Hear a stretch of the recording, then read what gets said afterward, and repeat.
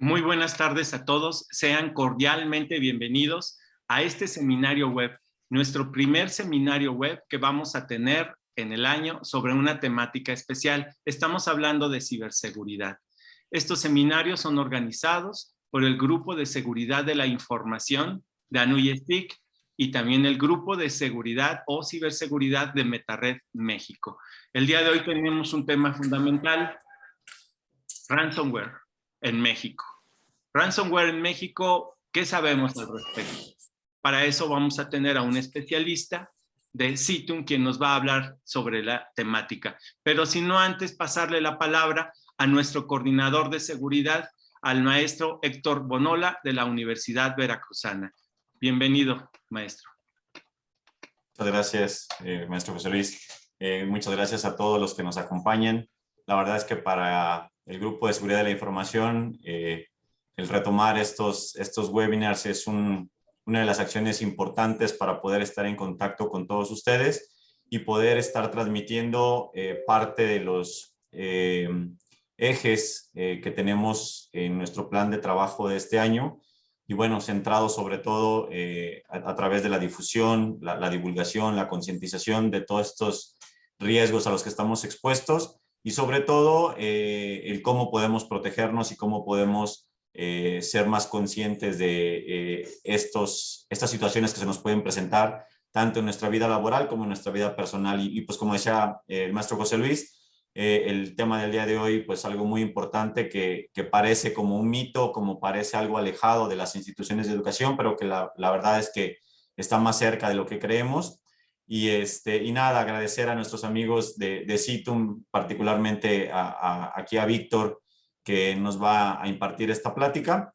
Y bueno, esperamos que este sea el inicio de un largo año con diferentes webinars en donde nos acompañen y tengamos ahí retroalimentación de parte de ustedes. Muchísimas gracias. Le doy la palabra a la maestra Julia, quien es nuestra coordinadora del eje de difusión de seguridad de la información. Y bueno, de quien nos apoyamos mucho para el tema de la organización de estos webinars. Y quien nos va a presentar ya directamente a nuestro ponente. Entonces, maestra Julia, adelante, por favor. Gracias a todos. Claro. Gracias, maestro Bonola, José Luis, y a todos los que están asistiendo a este webinar. Retomar, nuevamente estoy pues con el honor de compartir estos espacios y como acaban de mencionar, con este tema relacionado a ransomware, que es una ciberamenaza que cada vez es más común y ha ido evolucionando. Para darles un poco el contexto, por ahí hay una universidad en Illinois que abrió sus puertas en 1865, sobrevivió a la crisis económica de 1887, a un gran incendio en 1912, a la gripe española en 1918, a la Gran Depresión, a la Segunda Guerra Mundial, a una crisis financiera del 2008, pero en diciembre del 2021 sufrió un ataque de ransomware. Y con esto no pudo. Entonces, como pueden ver, la verdad es que este tipo de amenazas ha ido evolucionando y es importante conocer, prevenir y saber cómo actuar. Pero para profundizar más este tema, tenemos a un invitado muy especial, un experto en el campo, Víctor Zurich Reyes Vázquez, que es especialista en ciberseguridad. Sí, voy a pasar a leer una breve semblanza. Es ingeniero en sistemas computacionales, egresado de TESCO Tecnológico de Estudios Superiores de Coacalco, entusiasta de la ciberseguridad con más de 6 años de experiencia en tecnología, herramientas políticas y los estándares relacionados con los sistemas de seguridad y las respuestas a incidentes. Como integrante del equipo de CITUM-CERT, es responsable de la ejecución del plan de respuestas a incidentes en cualquier riesgo de seguridad y para identificar vectores de amenazas, capaz de remediar o coordinar esfuerzos con los equipos de trabajo. Entonces, le voy a dejar los micrófonos a nuestro invitado. Muchas gracias. Pero antes, por favor, recuerden que nos pueden hacer llegar sus preguntas, sus dudas, comentarios en el chat. Y con gusto, al final, nuestro invitado responderá a todas sus inquietudes. Muchas gracias, Víctor, y le dejo la palabra.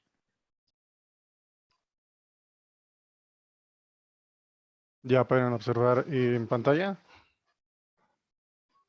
Hola, buenas tardes a todos. Muchas gracias. Durante la siguiente hora vamos a hablar de ransomware en México. Sobre todo, estas enseñanzas van dirigidas a todo el público en relación a la experiencia de los casos que hemos atendido. Durante estos 2 años se ha incrementado mucho esta amenaza.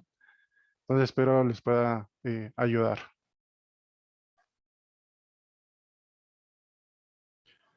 El día de hoy trataremos con el ransomware a través del tiempo, cuál ha sido el mayor impacto de estas amenazas, de lo que va del 2017 en la actualidad, el ciclo de vida de un ataque de ransomware, esto con la finalidad de poder identificar en qué etapa nos encontramos cuando estamos siendo afectados por este tipo de amenaza, cómo implementar o qué es necesario para un proceso de respuesta a incidentes y algo muy importante que debemos de tener en cuenta es la comprensión de las tácticas, técnicas y procedimientos que usan estas células delictivas. Pues empezamos, ¿no? A man, it's a name. Como ya me presentó la maestra Julia, mi nombre es Víctor Zurich. Actualmente trabajo en el equipo de respuesta a incidentes de CITO. Me especializo, bueno, estoy certificado como Intrusion Analyst. Me especializo en todo el análisis de tráfico, ya sea logs de firewall, IPS, IDS, qué técnicas pueden estar usando los atacantes para lograr este tipo de intrusiones, ¿no? Pues durante el día me dedico a responder a incidentes, a actualizarme con temas de seguridad y durante la noche, pues uno de mis pasatiempos es jugar videojuegos.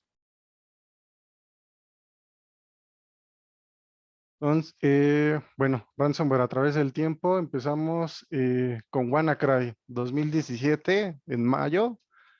Tuvimos que impacta en una escala global y esto es gracias a una vulnerabilidad que tenía Microsoft en el protocolo de SMB. De hecho, el Common Vulnerability Expose es el 2017-01447. Y esta vulnerabilidad hacía uso de un exploit que se llamaba Eternal Blue.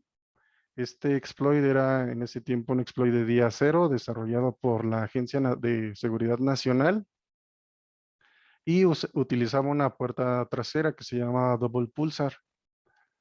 Aquí lo curioso es de que a pesar de que pasó en mayo, Microsoft ya había realizado el parche de seguridad en marzo. Entonces aquí una de las lecciones aprendidas es de que las organizaciones no ponen atención a eso o no tienen un plan de continuidad del negocio para aplicar estos parches de seguridad. Algo interesante en este ransomware es de que dentro del código, lo que le conocemos como payload, había un kill switch. Este kill switch era un kill switch domain que era mientras el ransomware se conectara a unos dominios que en ese momento no estaban registrados, pues, paraba la amenaza. De otra forma, si no recibía la comunicación, continuaba. Y WannaCry se comportaba más que nada como un gusano, ¿no? Entonces, por eso es la forma de replicarse y afectar a las organizaciones fue masiva. Después, en 2018, tenemos un grupo que se llama Wizard Spider y una amenaza que ellos ocupan es Ryuk. Ryuk se le conoce como la triple amenaza. Primero, porque desplegaban un troyano relacionado con Emotet, que actualmente ahora se llama Bazaar Loader. La segunda fase en el payload descargaba lo que se le conoce ahora como TrickBot. Y en una de la última fase o la tercera, que es la fase de post-explotación, descargaban una suite de Power Empire o Cobalt Strike. Aquí una de las técnicas que ellos usaban era el phishing. Primero, mandaban un correo a bueno, a las víctimas. Este correo no tenía nada. Era un correo, a lo mejor podía decir, ¿sabes qué? Factura, comunícate conmigo. Una vez que la víctima caía, esta célula tenía como un tipo call center, y entonces por medio de una llamada telefónica les decían, ¿sabes qué? Te va a llegar tal correo, ábrelo, ¿no? Y en ese correo venía este código ofuscado en el que usualmente usan Visual Basic Script, y aquí se pueden, bueno, para explotar esta amenaza, habilitaban las macros. Bueno, la víctima habilita las macros y empieza su fase de infección, ¿no? En 2021, una de estas células son detenidas por agencias de inteligencia, y en 2019, de 2019 a 2022, empezamos a ver otro esquema de negocio para estos ciberactores, lo que se conoce como Ransomware as a Service. El Ransomware as a Service funciona o opera con dos equipos de trabajo, ¿no? Que son los desarrolladores, los que tienen el código, y los afiliados. Entonces, los afiliados pueden no tener conocimientos técnicos, solamente se encargan en la Darknet o Deep Web de encontrar el código o el exploit que quieren ocupar para afectar a las organizaciones. Incluso viene como documentación o manuales de cómo poder ejecutar. Y aparte de la venta de exploits, pueden comprar accesos de VPN, comprar accesos de RDP, armar campañas de phishing para que puedan lograr este esquema de negocio. También en 2022, este grupo de Revil, una de sus células, también fue detenida por organizaciones, bueno, con una colaboración de organizaciones de inteligencia de Estados Unidos, Ucrania, Inglaterra.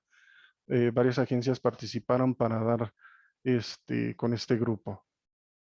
Y también otra de las características del Ransomware as a Service es de que ellos ya tienen su dedicated leak site, que es un sitio en la Deep Web en el que muestran la información de las víctimas, esto con el propósito de poder presionar a las víctimas de que realicen el pago, ¿no? Entonces empiezan a subir muestras, ya sea imágenes, documentos, bases de datos de la información que ellos pudieron exfiltrar.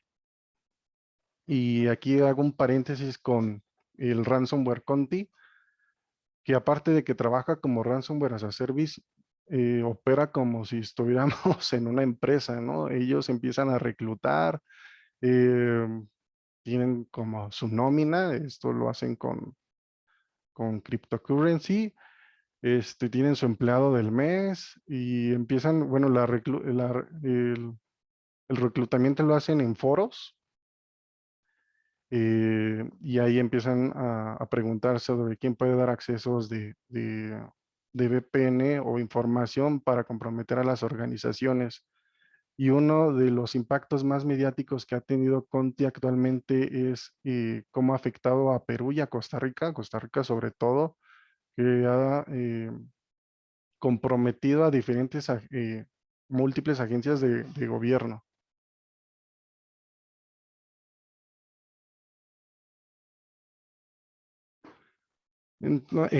Bueno, me gustaría contarles una historia. Cualquier parecida no es mera coincidencia. A lo mejor puede sonar bastante fácil o ridícula la forma en cómo un ciberactor puede comprometer a una organización, y todo empieza de la siguiente forma, ¿no? Aquí vamos a ver las técnicas que ellos ocupan. Pues primero el actor, ¿qué es lo que hace, no? Empieza a colectar información, empieza a colectar toda aquella evidencia, y como primera fase va a emplear la ingeniería social. Entonces, crea una cuenta falsa de un reclutador en LinkedIn y empieza a buscar perfiles altos de la organización, ¿no? Entonces, por el momento él está enfocado en los domain admins. Entonces encuentra 3, 4 perfiles de domain admins y o les envía propuestas de negocio o de colaboración en un documento en el que se tiene que habilitar macros para ver el contenido. Entonces, adivinen qué, uno de ellos abre este documento, ¿no? Y ingenuamente, por tener esa carencia de cultura en ciberseguridad, habilita las macros y despliega el payload. Y todavía se pone en contacto con el atacante y dice, oye, ¿sabes qué? Pues habilité el contenido y no me apareció nada, ¿no? Entonces, una vez haber hecho el despliegue del payload, el atacante ya está en la red, pero está en la red con una cuenta con privilegios limitados. Entonces ahora como que su segunda avance es obtener credenciales con las que pueda elevar esos privilegios. Entonces tiene que ejecutar una herramienta conocida como Mimikatz, que es para la obtención de credenciales. Pero la organización cuenta con un EDR. Este EDR te funciona si está bien configurado y si tiene las políticas adecuadas de seguridad. Si no, pues nada más va a estar monitoreando. Pero el atacante, para no provocar sospechas, baja desde GitHub Process Hacker, y con Process Hacker detiene el EDR. O puesto que ahora detiene el EDR, pues ya no pueden monitorear las actividades o el comportamiento que está pasando dentro de la red. Ahora otra fase que lleva es conexión a un servidor de comando y control utilizando Cobalt Strike. Entonces en Cobalt Strike existen beacons y estos beacons son utilizados para generar esa comunicación de comando y control, pero estos beacons pueden ser modificados y esta modificación que hace el atacante, este beacon lo nombra como java.exe. ¿Y qué es lo que alerta el equipo de seguridad? Porque salen las herramientas, este tipo de comunicación anómala, pero como el proceso que lo generó se llama Java, y Java, si te pones a investigar, es un proceso del sistema, pues lo marcan como un falso positivo, ¿no? Entonces el atacante pues ya se metió hasta la cocina. Entonces empieza a merodear el escritorio, los documentos, y se encuentra un archivo en el equipo que se llama Domain Admins. Y Domain Admins, ahí vienen todas las contraseñas con privilegios altos. Entonces apenas lleva 30 minutos, digamos, y ya tiene capacidades para hacer el despliegue del ransomware y comprometer a la organización.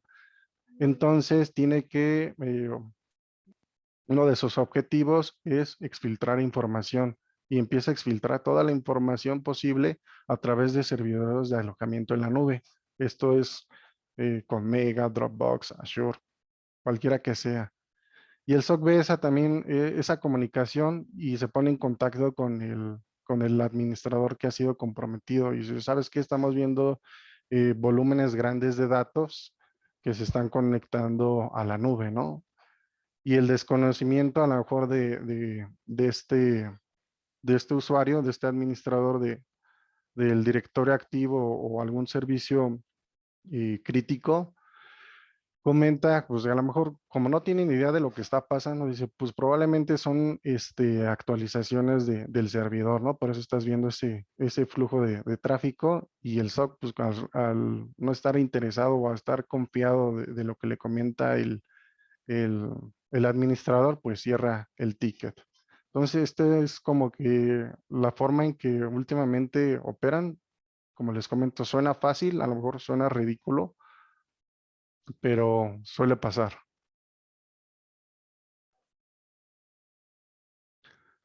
Entonces, comenzamos con un ciclo de vida de un ataque de ransomware. Atender un incidente de ransomware puede llegar a ser muy complejo,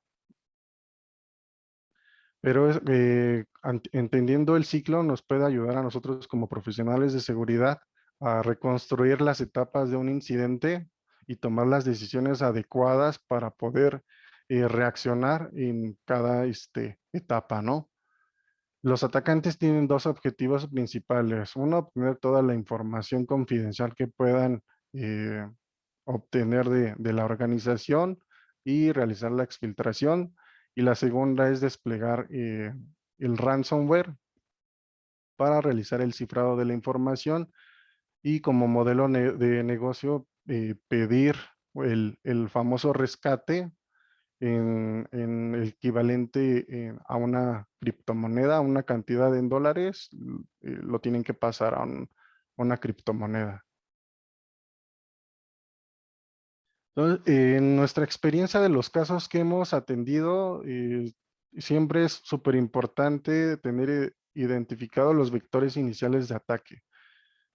Y en vectores iniciales de ataque tenemos accesos por RDP.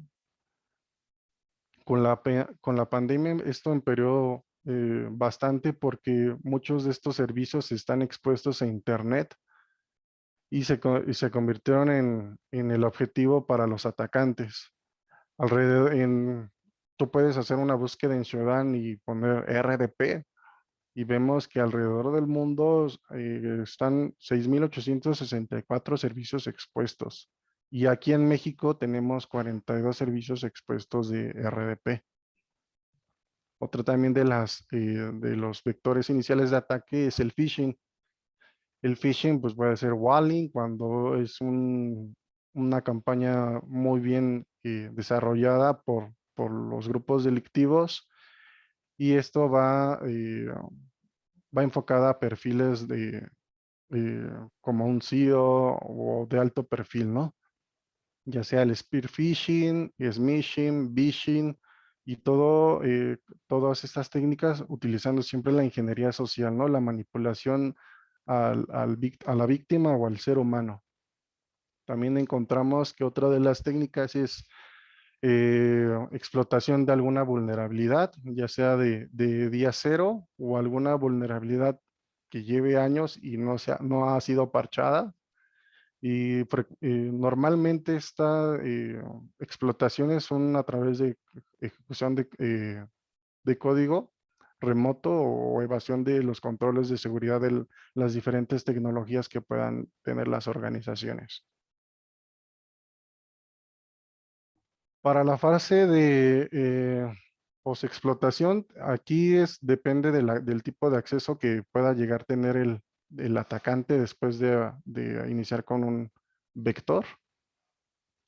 Entonces, como les comentaba, de primera mano tiene que elevar privilegios. Si ya los cuenta, pues puede hacer estas actividades con frameworks como un Cobalt Strike, un Metaexploit, un Power Empire, ¿no? Si no, pues tiene que enfocarse a hacer el reconocimiento de la red, deshabilitar los mecanismos de seguridad. ¿Y cómo lo va a hacer? En reconocimiento de director activo puede usar herramientas propias del sistema, ya sea un NetExe o un NLT test.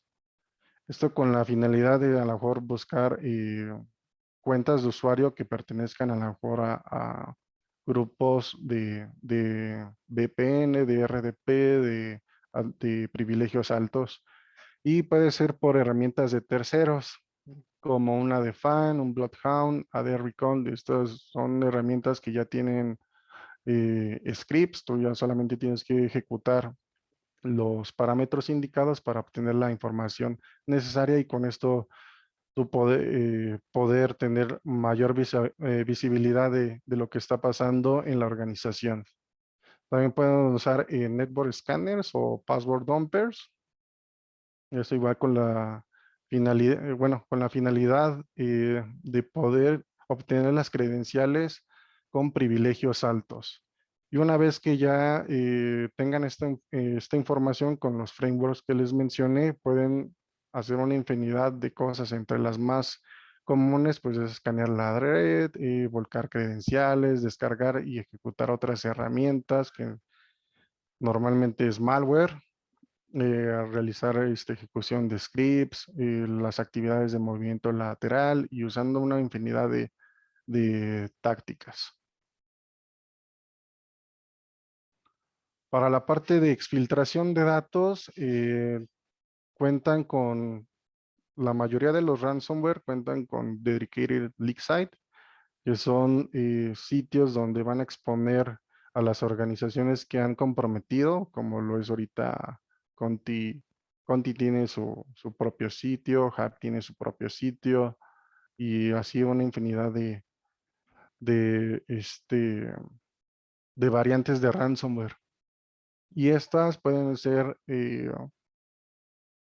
vistas o pueden ser consultadas de dos formas. Una es desde la dark web, utilizando un nodo de Tor, y otra es un sitio que se llama Ransom Watch, que toma screenshots de lo que han publicado en los sitios de estos grupos.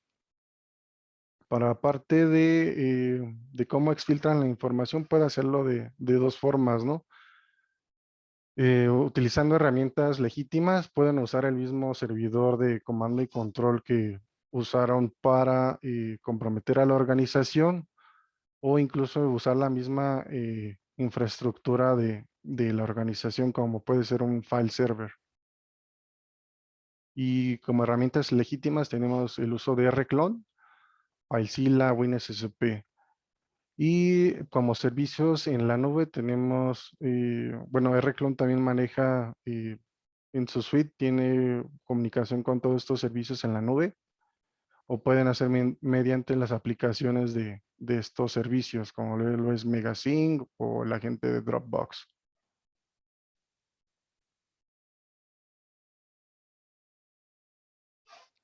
¿Y cómo despliegan el ransomware? Bueno, una de las acciones que puede detener o frustrar estas actividades es la generación de respaldos, pero los respaldos tienen, bueno, los respaldos se pueden eliminar una vez que el atacante ha elevado privilegios, puede borrar cualquier respaldo, ¿no? Si ya realizó el movimiento lateral, puede meterse a los file server y cifrar todas las unidades o los recursos compartidos.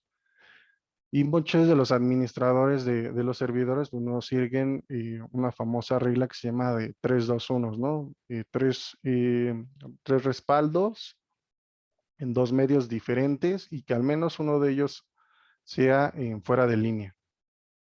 Tampoco tienen la buena práctica de habilitar el doble factor de autenticación, y con esto pues le hacen la vida más fácil al atacante para hacer la eliminación de respaldos, que en Windows comúnmente hacen el borrado de los volume shadow copies, que son los puntos de restauración de los equipos.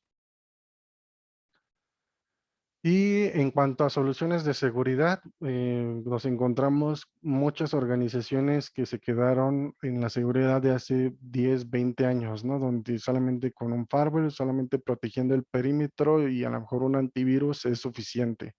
Ahora, como saben, las amenazas evolucionan, los atacantes están muy bien preparados, muy bien organizados, y si no contamos con estas soluciones de seguridad que nos ayudan a identificar de manera oportuna y poder actuar en ese momento, pues el atacante va a poder desplegar cualquier variante de ransomware. Y una vez que despliega la variante de ransomware, pues puede hacer la ejecución de scripts, ya sea de Bash, Visual Basic o cualquier desarrollo para hacer abuso de las políticas de directorio activo, ¿no? Y aquí puede usar también herramientas que se le conocen Living of the LAN, o que sería el uso de PowerShell, el uso de WinRM, WMI, CSScript o sysinternals, ¿no?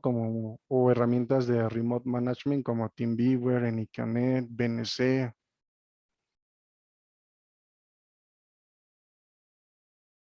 Para el proceso de respuesta a incidentes, aquí es súper importante determinar si el incidente de seguridad está en curso.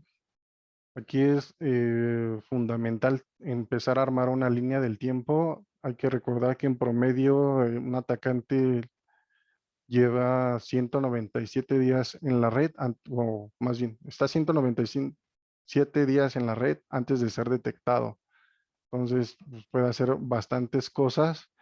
Y aquí los objetivos es determinar el vector de ataque inicial, qué herramientas y tipo de malware nos están afectando, cuántos sistemas fueron afectados y determinar qué tipo de objetivos o hasta dónde pudo llegar el atacante. Para la preparación de un incidente de seguridad, tenemos la figura del CISO, que es el que tiene la capacidad de solicitar y obtener la información de toda la organización de forma rápida, y este va a estar ayudado por un líder del incidente. También tenemos otros equipos de trabajo como el líder de remediación y los equipos auxiliares. El líder de remediación va a ser una persona con conocimientos técnicos, al igual que el líder del incidente. Sin embargo, aquí la asignación de responsabilidades cambia, porque un líder de remediación debe ser aquella persona que ejecute las acciones correctivas, la evaluación de daños y que pueda mejorar un plan de recuperación ante los desastres. Y los equipos auxiliares es cuando una organización cuenta con servicios como un SOC, o a lo mejor tiene otra empresa que les maneja software y ese software fue afectado por terceros. Cualquier otro activo que haya sido afectado durante de esta amenaza deben de estar también involucrados para realizar las medidas correctivas. Otra de las fases es la recolección de datos. De primera mano, como líder del incidente, tenemos que realizar entrevistas, ¿no? Y estas entrevistas son con el objetivo de responder qué pasó, cómo es que pasó y si se identificó el responsable o el famoso paciente cero. Podemos hacer también adquisiciones por medio del live response. Eso es cuando las organizaciones cuentan con un agente de EDR o scripts para hacer un triage forense, que esto nos va a dar como una fotografía del estado actual del equipo. Y aquí es bien importante por qué estamos haciendo documentar, por qué se obtuvo ese triage o a qué vector de ataque corresponde, por qué es necesario investigarlo o recolectar esa evidencia. Y hay que dar prioridad a nuevas pistas de investigación. La parte de memory collection, aquí es más útil hacer un análisis forense cuando no tienes ni idea de lo que pasó, ¿no? O sea, de tu primera investigación, cuando lo haces por medio de un trash forense, no tienes pistas de lo que ha estado haciendo el atacante, no sabes cómo llegó el malware. Entonces, este tipo de actividades llevan más tiempo, ¿no? A lo mejor un trash forense te lleva de un día a dos, y a lo mejor un análisis forense te lleva de 15 hasta 20 días, ¿no? Y entonces hay que darle prioridad a lo que nos pueda aportar nuevas pistas y nos pueda dar un rumbo a la investigación. Y una vez que recolectemos todos estos datos, es súper importante preservar la evidencia. En la parte, bueno, un comentario es de que cuando estemos siendo afectados por ransomware, es súper importante no apagar los equipos, debido a que muchas de las ejecuciones del malware pasan por la memoria RAM. Entonces, si apagamos los equipos, se pierde esa información y perdemos esas pistas que nos puedan orientar a llevar a responder de una forma más efectiva. Entonces, nada más lo que se sugiere es desconectar el equipo. Si tienes un agente de EDR, pues lo puedes aislar mediante el agente. Para el análisis e investigación de datos tenemos que investigar bastantes fuentes. Una es recuperar las muestras de malware. Si tenemos EDR o ICM, empezar a hacer investigaciones de todo lo que alimenta estas soluciones de seguridad. Como les comentaba, la parte de imágenes forense o triage, una te va a llevar más tiempo que otra. Los logs del antivirus y la parte de los servicios de red, ¿no? Hacer toda esa recolección de qué es lo que está viendo mi IPS, mi IDS, mi WAF, todas aquellas soluciones que tengamos tienen que ser analizadas, porque muchas veces uno como analista de un centro de operaciones se enfoca en las alertas que las soluciones están bloqueando, pero en un incidente de seguridad es bien importante empezar a hacer revisión de qué es lo que está pasando en mi red, todas aquellas alertas que pudieran ser de criticidad baja o informativas, y con el triage forense también nos podemos dar una idea de todo lo que está, con los eventos de auditoría del sistema, todo lo que está pasando o pasó durante el incidente de seguridad.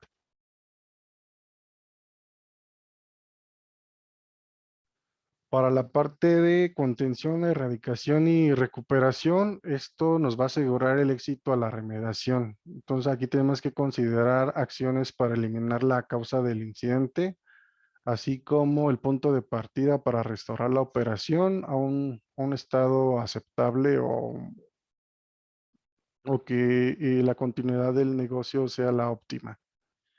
Entonces, tenemos postura, que esto es durante el incidente, que tenemos que aumentar un nivel de alerta. ¿A qué voy con estos? ¿Sabes qué? Me infectaron de ransomware, pero ya conocemos a lo mejor el malware, ¿no? Pero estar poniendo atención en otras alertas que estén saliendo en las soluciones de seguridad con la finalidad de que tengamos la certeza de que el atacante ya no está dentro de la red y pueda ejecutar a lo mejor otras actividades. Tenemos que asignar responsabilidades en los equipos de trabajo. Entre más personas se sumen o nuestro equipo esté mejor organizado, podemos responder de una manera más rápida.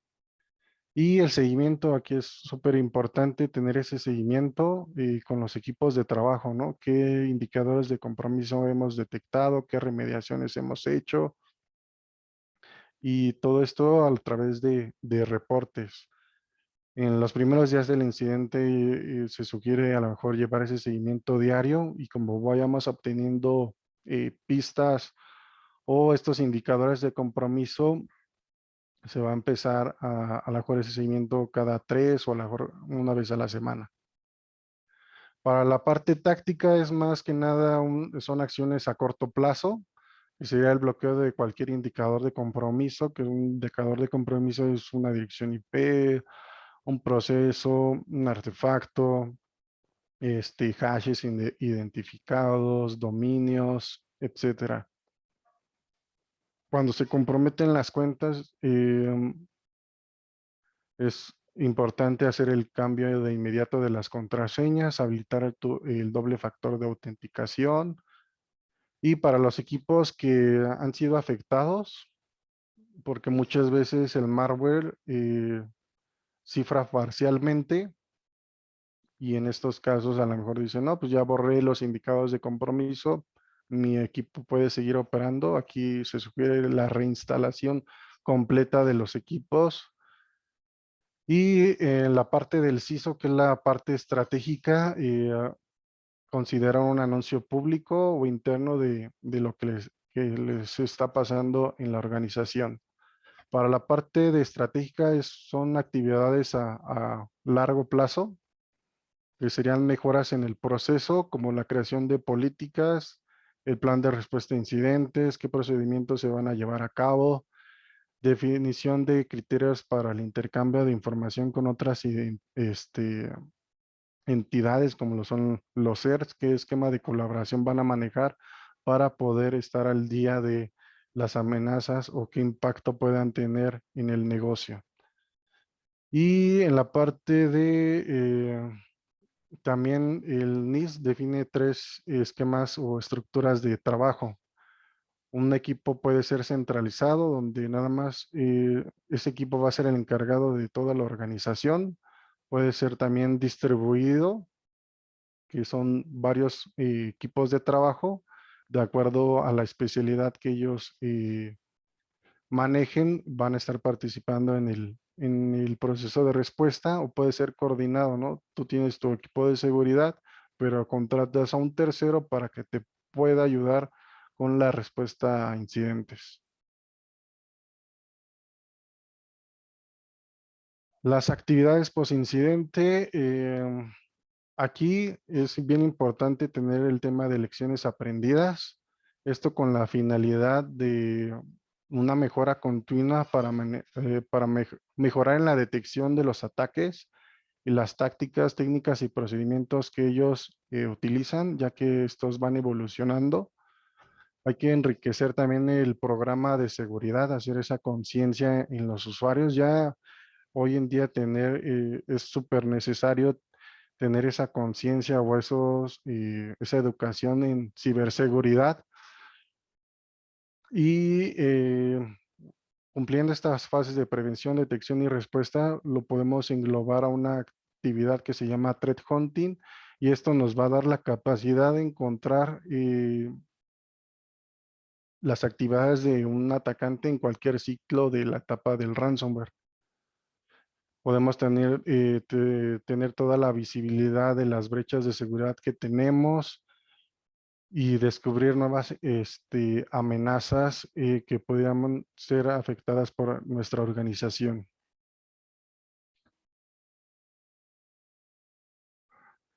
La parte de comprensión de tácticas, técnicas y procedimientos eh, es algo notorio. Como lo dice aquí Sun Tzu, conoce a tu enemigo y conócete a ti mismo y saldrás triunfador en 1000 batallas. Entonces, conócete a ti mismo. ¿Cómo estás tú en temas de seguridad? No es necesario que que tengas un incidente de ransomware o que estés siendo afectado por otra amenaza. Si tienes la suerte de que no has sido afectado por alguna amenaza, puedes prepararte, ¿no? ¿Y cómo puedes prepararte? Educando a tu personal, tener un equipo de trabajo y las herramientas que te ayuden en cómo responder ante las nuevas amenazas.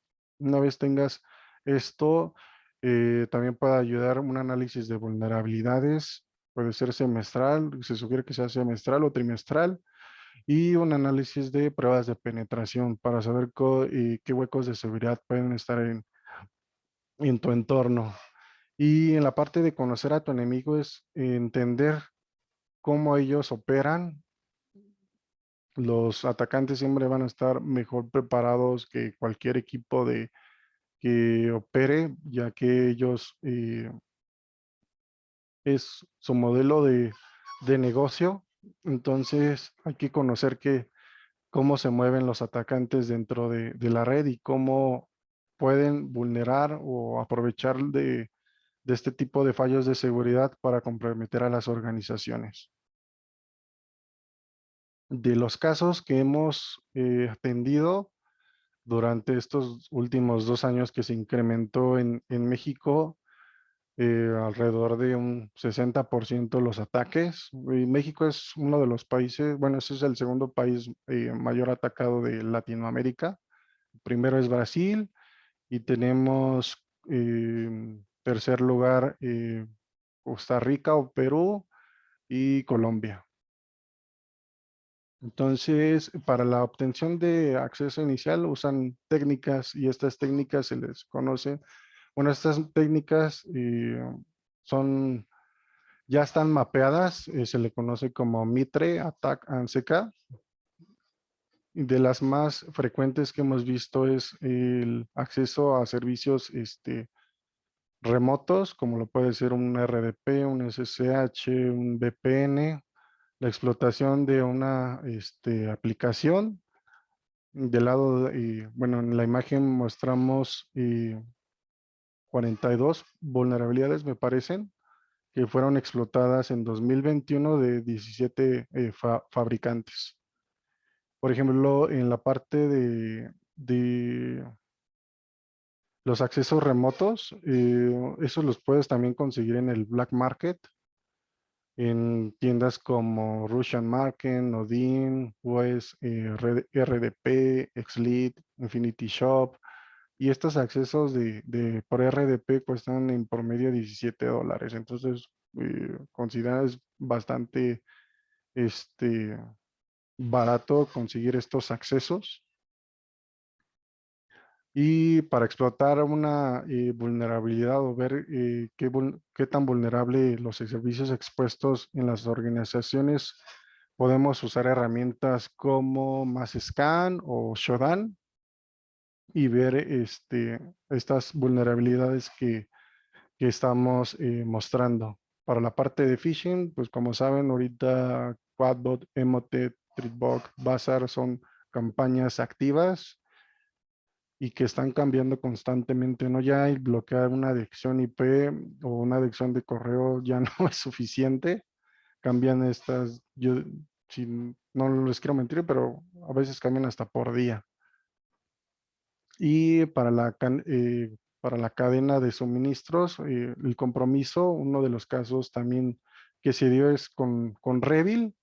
Revil en 2020 o 2021 modifica el código e inyecta un payload en una versión italiana de WinRAR. Entonces, el usuario al confiar, bueno, más bien el atacante compromete algo que el usuario confía y despliega ahí la amenaza de Revil.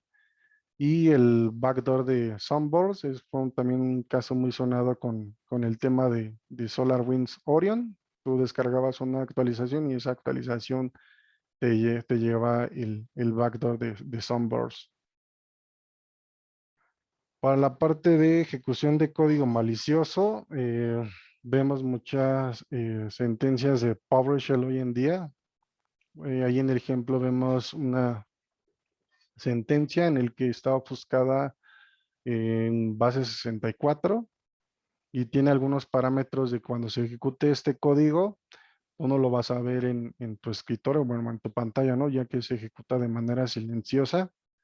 Y al desofuscar esta cadena en base 64, la instrucción es de comunícate al servidor de comando y control y descarga otra muestra de malware para que puedas ejecutarla y con eso desplegar el malware. Y en la segunda es una sentencia más sencilla, en el que igual son parámetros parecidos, pero aquí ya el comando y control viene en texto claro. Y ese comando de control solamente vivió cuando comprometieron a la organización. Entonces nosotros al dar con este comando de control ya estaba dado de baja.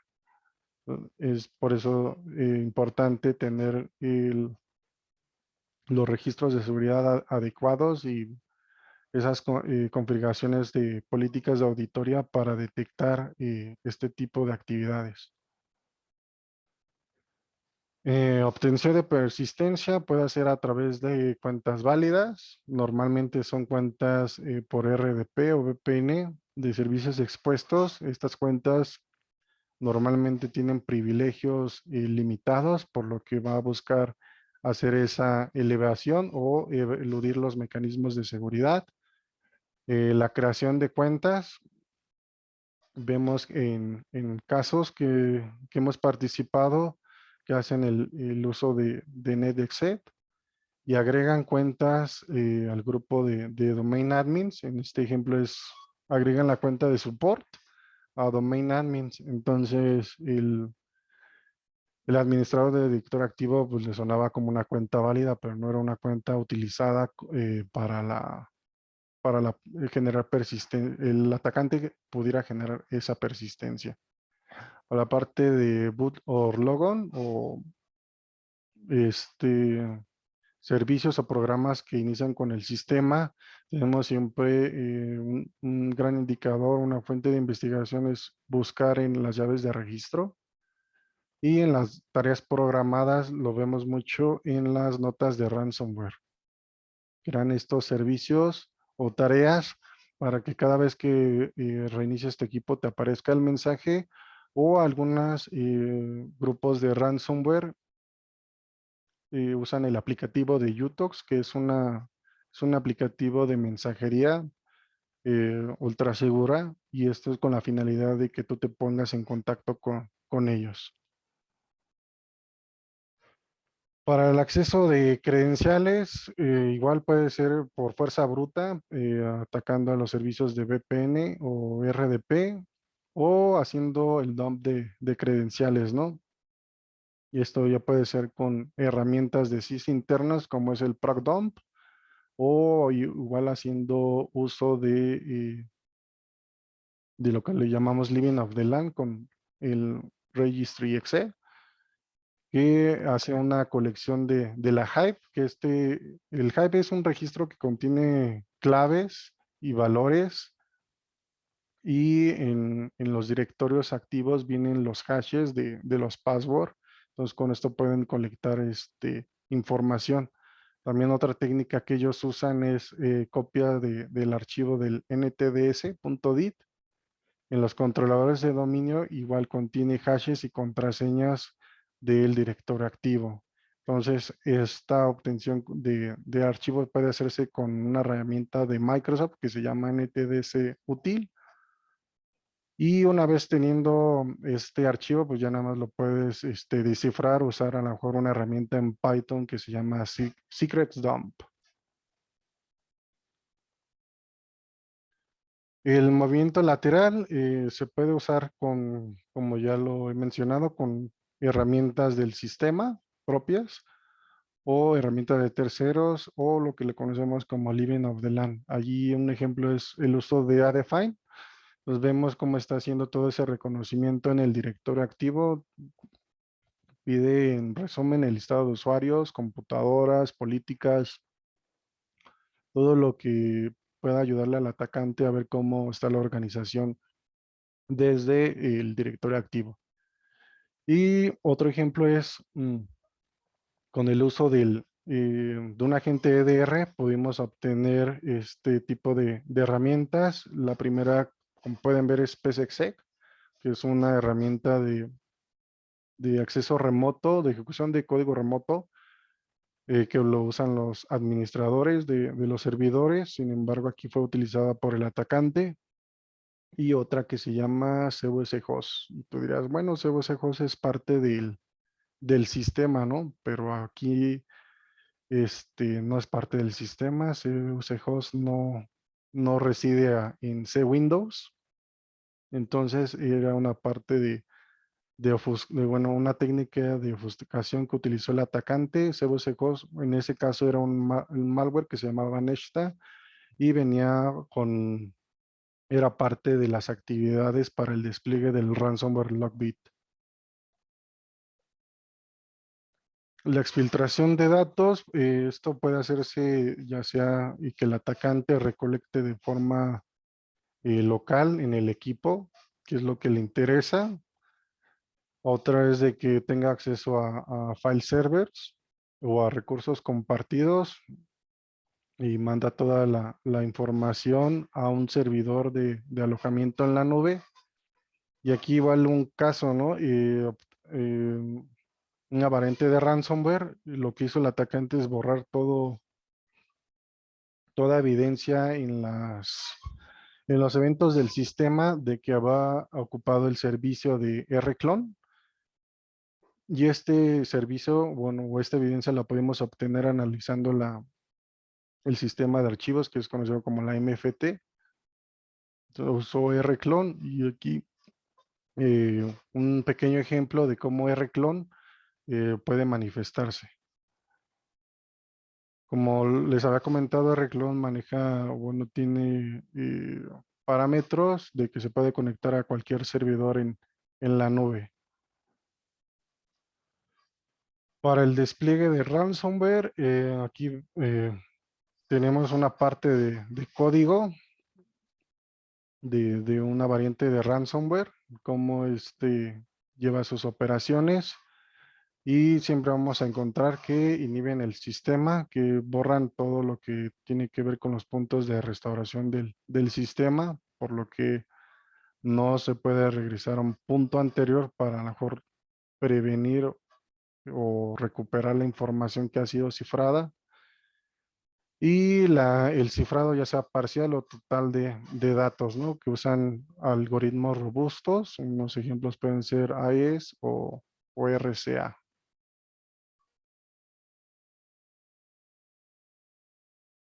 Y bueno, espero que esta plática les haya ayudado para ver cómo estos grupos operan. y poder tener esa conciencia de cómo responder ante un incidente de seguridad de ransomware. Muchas gracias, Víctor. La verdad es que ha sido muy valiosa la información que nos has brindado. Yo creo que todos nos llevamos ese tipo de información para saber, sobre todo prevenir, conocer, informarnos y pues ponernos a trabajar, ¿no? Armando nuestros planes de contingencia y ver de qué forma actuar en el caso de este tipo de ataque. Por aquí tenemos varias preguntas. Voy a pasar a hacer algunas de ellas. Hugo Pablo Leiva nos hace la pregunta, en caso de presentarse esta situación de un ataque de un ransomware, ¿a quién se le hace la denuncia? ¿A la policía, a algún organismo en particular?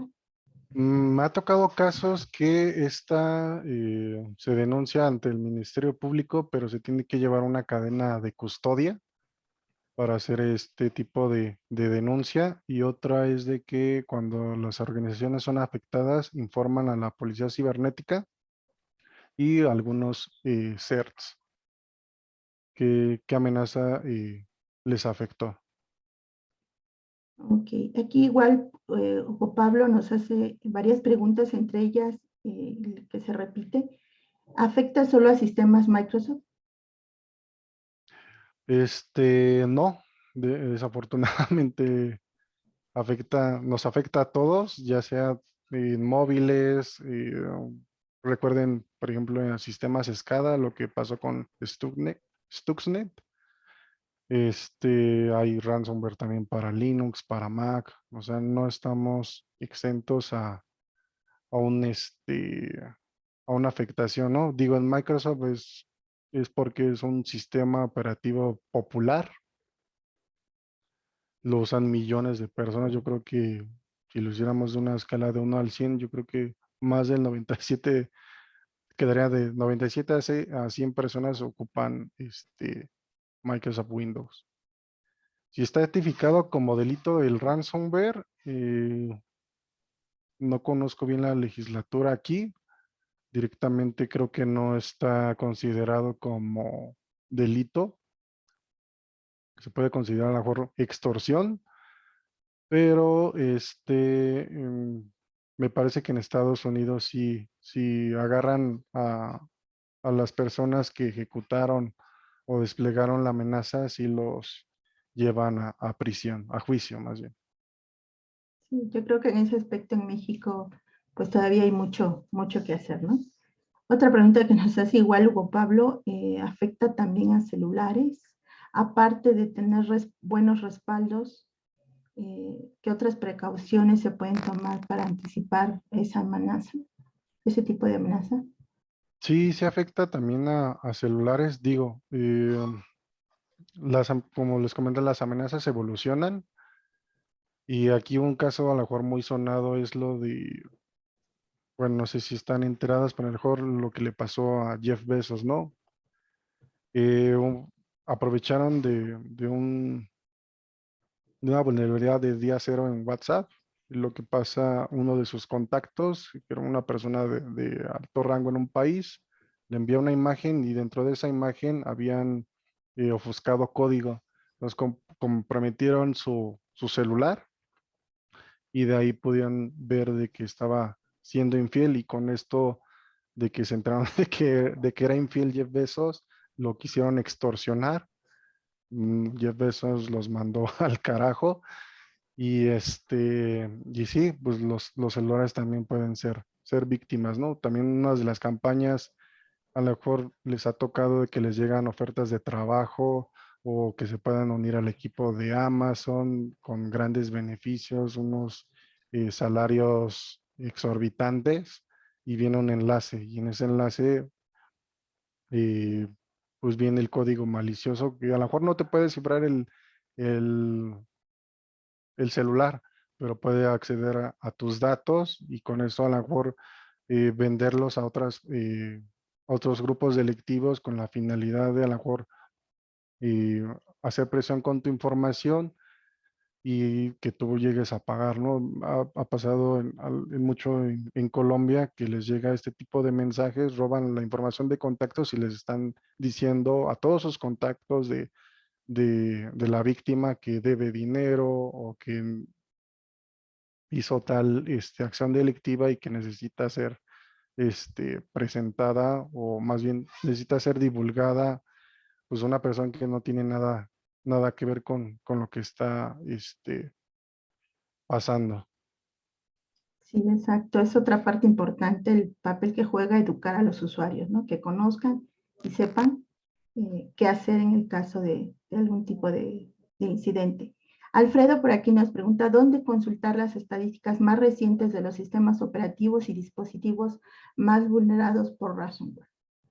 No, también me faltó contestar la última de los respaldos. Ah, sí, Sí, perdón. ¿qué otra cosa pueden hacer? Es aumentar el cómo educas o concientizas a tu personal o a tu equipo de trabajo, a tu organización. Y como se les comentaba, si ustedes no han sido afectados por ransomware, la verdad que padre, pero yo digo que deben de aprovechar este tiempo o esta oportunidad que tienen para prepararse. ¿Y cómo prepararse? Mediante simulacros, ¿no? Y ¿sabes qué? Vamos a ver cómo reacciona tu personal ante una campaña de phishing, ¿no? Mi personal sabe detectar el phishing, cómo me está reportando, qué acciones mi personal de seguridad está llevando para que esto no se despliegue. Igual lo que les comentaba, a lo mejor es hacer análisis de vulnerabilidades, pruebas de penetración, y con esto podemos orillar, bueno, no podemos orillar, podemos incrementar las capacidades para no ser víctimas de un ataque de ransomware. Ok, gracias. Respecto a Alfredo, ¿dónde podemos consultar estadísticas más recientes de sistemas operativos o dispositivos que han sufrido este tipo de ataque? Cada fabricante tiene una sección en su sitio, o existen páginas donde llevan el concentrado de las vulnerabilidades que están expuestas. Por ejemplo, Microsoft tiene cada segundo martes del mes lanza actualizaciones importantes, y con ello viene un boletín que te describe, ¿sabes qué? Existe vulnerabilidad en servidores de Exchange, ¿no? O existe esta vulnerabilidad en el Windows 10, y estas vulnerabilidades son de ejecución remota de código, elevan privilegios, evasión de mecanismos de seguridad. Entonces ahí te puedes informar de las vulnerabilidades que son actuales y que van de la mano con el fabricante. Si tú tienes en tu organización, oye, sabes que yo tengo Fortinet, pues consulta con el fabricante, consulta el sitio de qué vulnerabilidades o qué parches de seguridad ellos están liberando, para que tú puedas determinar qué tan, si es que te afecta en tu organización. Ok, gracias. Raimundo Sergio Noriega Loredo nos pregunta, la medida más recomendada es no apagar los equipos, pero sí desconectar la red, ¿es así? Desconectarlos de la red, así que no Ok. tengan salida a internet. Ujú. No apagarlos para que no se pierda la información que reside en la memoria, y desconectarlos de internet, o que no tengan esa salida de internet, es con la finalidad de que no esté recibiendo instrucciones del servidor de comando y control. Ok, gracias. La siguiente pregunta de Alejandro Martínez Varela. Tenemos estadísticas de casos de ransomware en México. ¿Cuántos usuarios afectados? No tengo bien el dato, les mentiría si les Ujú. contesto esa pregunta. Ok. Con la siguiente, ¿Dónde ¿o en consultar? dónde consultar? Sí, ¿dónde ¿Algún lugar, algún consultar? sitio? Ay, sé que nosotros mandamos comunicados con esas estadísticas, pero a nivel global existe un sitio que se llama Sandstorm, y ahí puedes ver la cantidad de ataques, puertos, direcciones IP que están siendo utilizadas por estos atacantes. Ok, gracias. Mauro Flores Dice, buenas tardes, muchas gracias por este valioso aporte. Tengo una pregunta. ¿Cuál sería la primera medida de protección o seguridad a implementar teniendo el firewall Fortinet y dominio en la SU? ¿Cuál sería la primera medida de firewall? Ok, de firewall Fortinet, como lo vieron en la lámina, hay una vulnerabilidad de ejecución remota de código y de dirección ay, se me fue el nombre, de directorio transversal. Y esta permite al atacante elevar privilegios o obtener accesos con privilegios mediante VPN cuando el firewall tiene el servicio de VPN sincronizado o desplegado al directorio activo. Y si no actualizan en ciertas versiones, me parece que es la 6.3 a la 6.6. Si tienes una versión anterior, puede ser, o bueno, los atacantes las están ocupando para acceso a la red.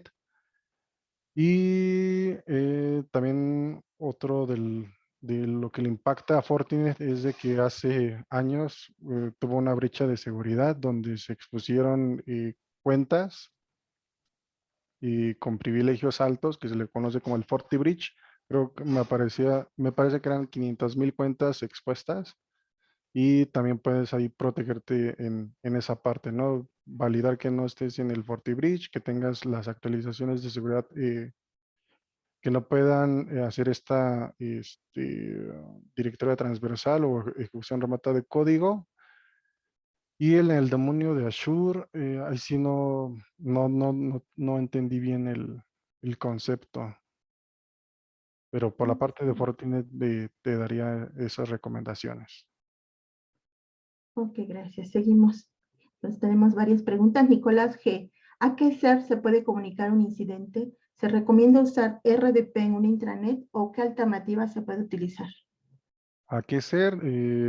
Puede ser a ser de la UNAM, al nuestro, puede ser con también el RDP en Internet, no. Yo creo que ahí debería de ser por uso de VPN. Ya no lo vean como una solución de, de seguridad del uso de VPN, véanlo como una solución de practicidad, ¿no?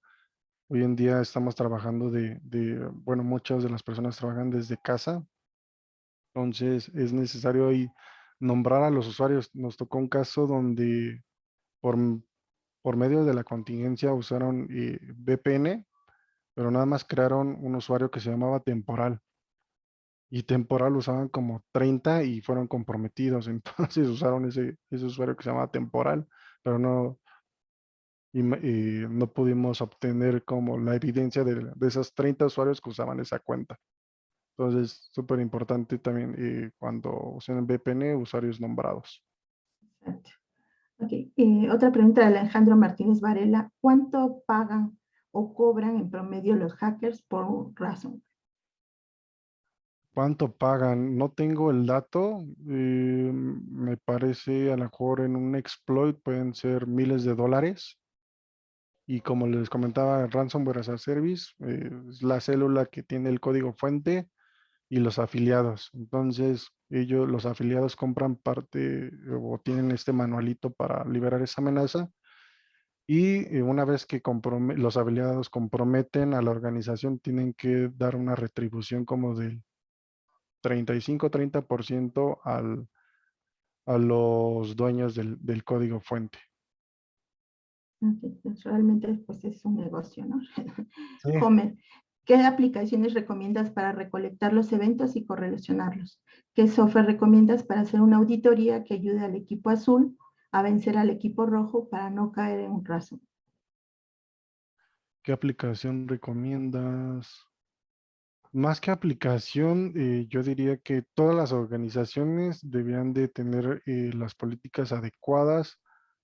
Uno es habilitar las auditorías del sistema, aumentar incluso en directorios activos o en servidores críticos o de alta demanda, aumentar la capacidad de retención de información. Por ejemplo, un director activo con las medidas por defecto nada más te retiene como de un día. Entonces, no sabes, en un incidente, pues no te ayuda porque nada más tienes cuando se dieron cuenta o cuando estás haciendo la adquisición de la evidencia.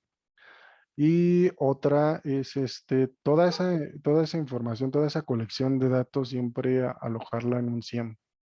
De cualquier solución de seguridad que tú tengas, es importante que tengas un SIEM para que tu equipo pueda realizar las investigaciones más rápidas o efectivas y no se pierda información, porque también a lo mejor en el firewall luego ya no tienen capacidad de almacenamiento y dicen, no, es que ahorita no estamos guardando datos y todo pasa por todo lo que ves es en tiempo real, pero podemos dejar una captura. Y es a lo que voy, pues ya de nada sirve que metas una captura cuando ya te diste cuenta, sino debes de tener esa información antes. Como les comentaba, son 197 días en promedio que un atacante está en la red. Ok. Hugo Pablo Leiva, ¿a quién se puede contratar para que nos haga un hackeo ético para que nos prevenga de amenazas? Mm, esto ya se volvió comercial. Digo, hay diferentes empresas. La nuestra ofrece esos servicios de análisis de vulnerabilidades, pruebas de penetración, incluso también hay servicios de análisis de código de tu sitio web para ver qué tan vulnerable está. Ok. La siguiente, Daniel Salazar Falfán, ¿qué porcentaje de información puedes recuperar cuando has sido víctima de un ransomware sin pagar, claro? No, no se puede recuperar. Como les comentaba, pueden hacer el cifrado parcial. Si es parcial, corriste a la mejor suerte, ¿no? De acabar 20, 50, 80% de tu información no se cifró. Pero en este esquema de negocio de ransomware as a service no se puede recuperar la información, a menos de que pues en una brecha de datos o cuando, no sé, alguna agencia de seguridad y con el grupo pueda revelar la llave para poder descifrar tus datos, pero no se puede, al menos en variantes nuevas. Ok. Asistente anónimo, ¿cómo cuantifico el impacto de un incidente de ransomware? Cuantifico el impacto de un incidente de ransomware. Mm.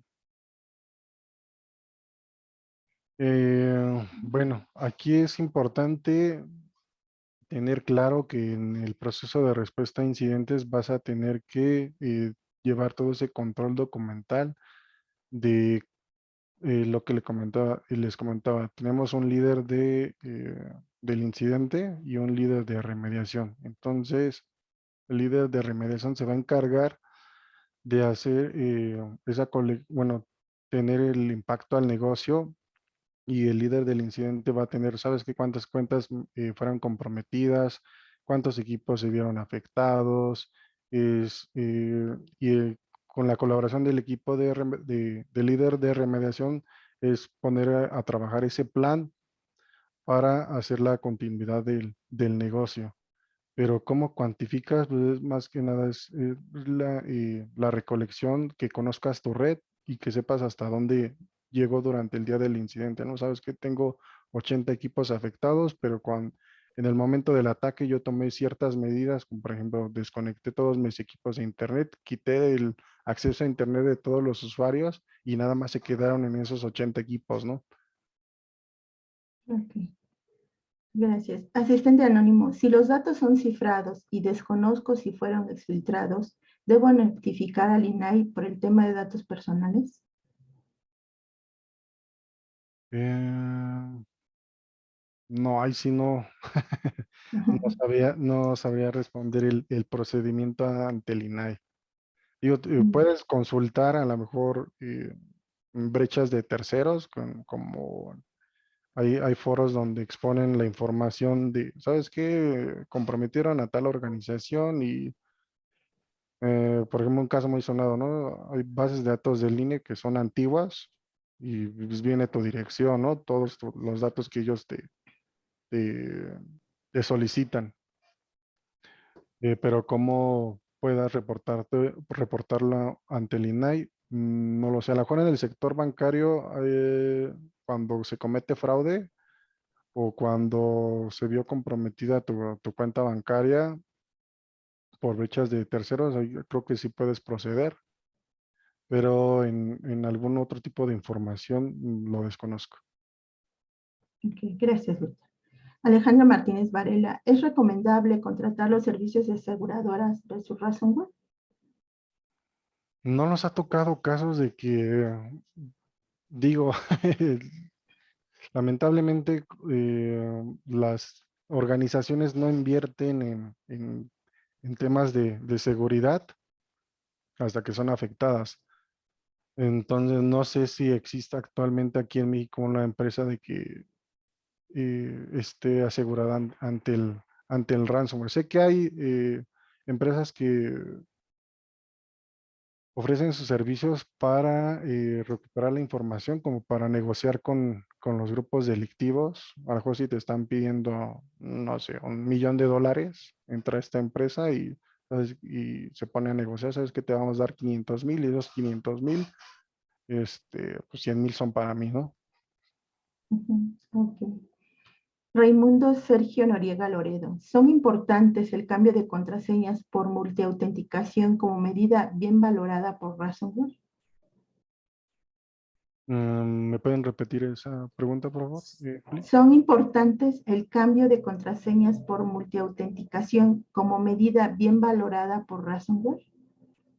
Sí, sí es importante. Aquí una de las cosas es diseñar una política de directorio activo en el que no permita el usar la contraseña que usaste a lo mejor hace 2 veces, ¿no? Que te pedía el cambio, ¿no? O sea, incrementar el periodo de tiempo y, por ejemplo, en información confidencial se sugiere que tu token del doble factor de autenticación o tu aplicación esté separada de tu teléfono personal, ¿no? Que solamente uses un dispositivo para emplear este mecanismo o recibir este token o este código que esté como alejado de cualquier interacción que puedas tener a lo mejor en tu dispositivo móvil. Bueno, perdón, creo que eso fue más que todo un comentario, Raimundo, no tanto una pregunta. Hugo Pablo Leiva, ¿se puede romper por fuerza bruta la llave de cifrado de un ataque de ransomware? No, son es un cifrado muy robusto que te llevaría, aunque tenga, yo creo que un equipo cuántico, y eso, digo, no vamos a encontrar un equipo con esa tecnología, pero no te va a llevar muchísimos años. Sí, incluso nos hace la siguiente pregunta la misma persona: con la llegada de computadoras cuánticas, ¿se podrá romper las llaves de cifrado de ransomware en un tiempo razonable? Por lo que acabas de mencionar, pues sí Sí, está muy difícil.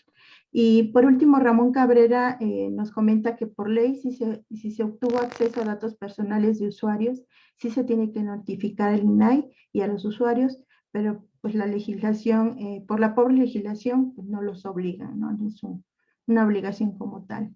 Y por último nos hace el comentario de que sí existen ya en México aseguradoras como GNP y AXA con ciberseguros, pero son pocas las empresas que lo han contratado.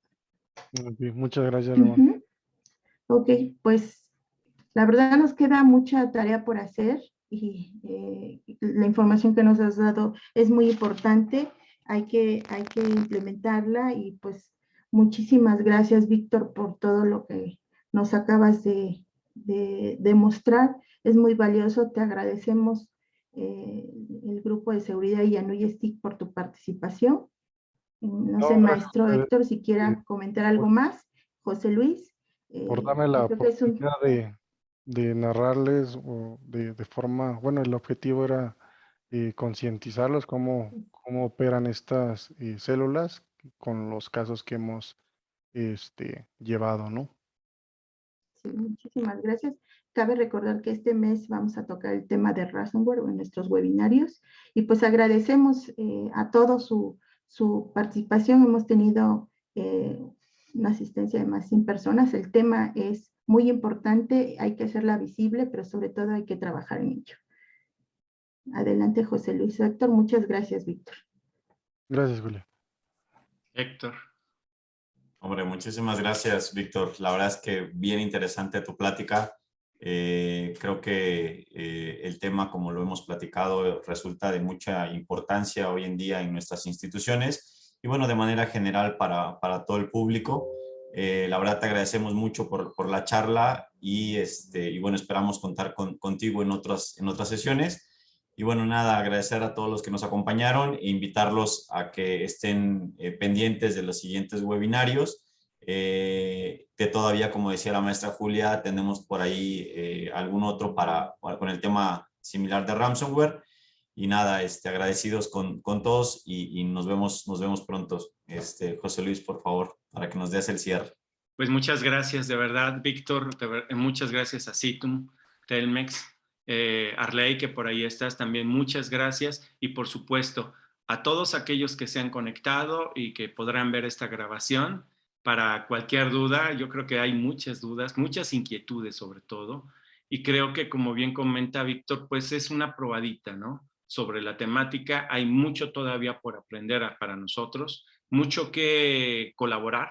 Definitivamente creo que la colaboración es bien importante para atender este tipo de circunstancias y estrategias, ¿no? Muchas estrategias justamente que debemos llevar a cabo para tratar de mitigar o cuando menos tener conocimiento de causa y más si llega a suceder, ¿no? Es un riesgo y como tal pues debemos ya considerarlo.